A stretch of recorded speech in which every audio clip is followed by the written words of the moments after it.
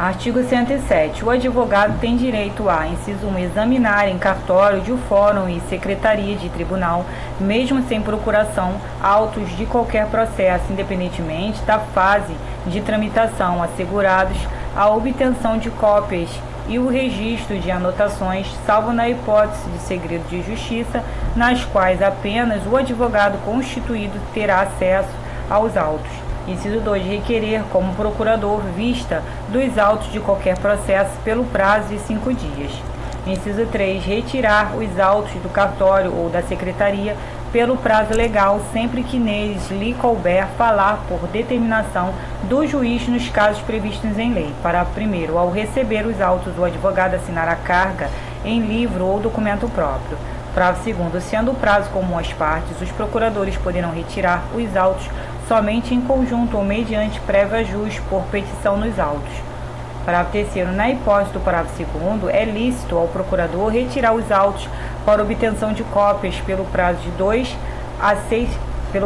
2 a 6 horas, independentemente de ajuste, sem prejuízo da continuidade do prazo. Parágrafo 4º. O procurador perderá no mesmo processo o direito a que se refere o parágrafo 3º se não devolver os autos tempestivamente, salvo se o prazo for prorrogado pelo juiz. Parágrafo 5º. O disposto no inciso 1 do caput deste artigo aplica-se integralmente a processos eletrônicos. Capítulo 4. Da sucessão das partes e dos procuradores. Artigo 108. No curso do processo, somente é lícita a sucessão voluntária das partes nos casos expressos em lei. Artigo 109. A alienação da coisa ou do direito litigioso por ato entre vivos a título particular não altera a legitimidade das partes. Parágrafo 1º. O adquirente ou cessionário não poderá ingressar em juízo sucedendo o alienante ou cedente sem que o consinta a parte contrária. Parágrafo 2º. O adquirente ou cessionário poderá intervir no processo como assistente litisconsorcial do alienante ou cedente. Parágrafo 3º. Estende-se os efeitos da sentença proferida entre as partes originárias ao adquirente ou cessionário.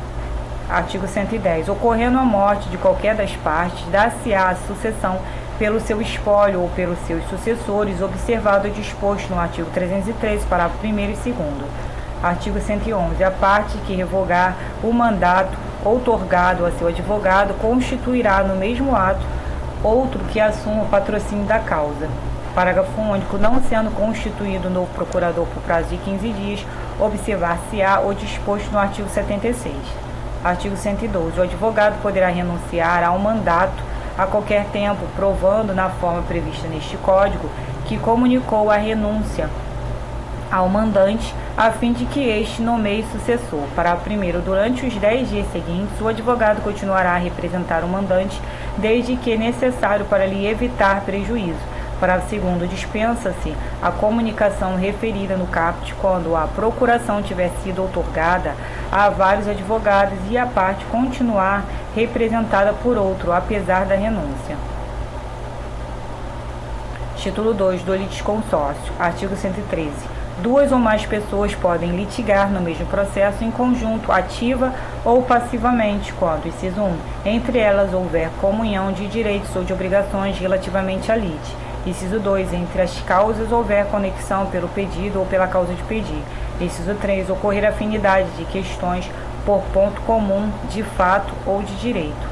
Parágrafo 1º. O juiz poderá limitar o litisconsórcio facultativo quanto ao número de litigantes na fase de conhecimento, na liquidação de sentença ou na execução, quando este comprometer a rápida solução do litígio ou dificultar a defesa ou o cumprimento da sentença. Parágrafo 2º. O requerimento de limitação interrompe o prazo para manifestação ou resposta que recomeçará da intimação da decisão que o solucionar.